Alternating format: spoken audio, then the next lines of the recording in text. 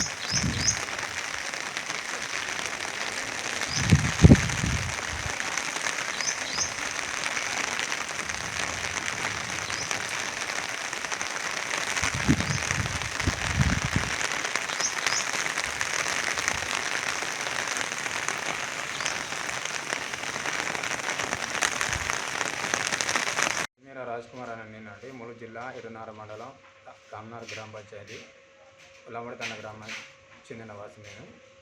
మా ఊర్లో డ్రైనేజ్ వ్యవస్థ చాలా దారుణంగా ఉందండి. సైడ్ కాలువలు అసలు మురుగునీరు అది సక్రమంగా పనిచేయడం లేదు. వాటికి నీళ్ళు వస్తే ఇంటి మధ్య వెళ్ళిపోతూ ఉన్నాయి.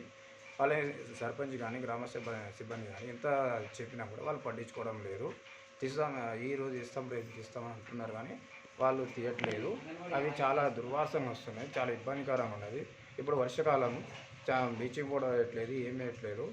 ఇప్పుడు ఏదైనా సమస్య వస్తే అధికారులు స్పందించట్లేదు తొందరగా. మరి గ్రామ పంచాయతీ వచ్చిన నిధులను ఎటు వెళ్తున్నాయి? ఈ అధికారులు దీనిపైన దృష్టి పెట్టించి సమస్యను తొందరగా పరిష్కరించాల్సిందిగా కోరుతా ఉన్నాం.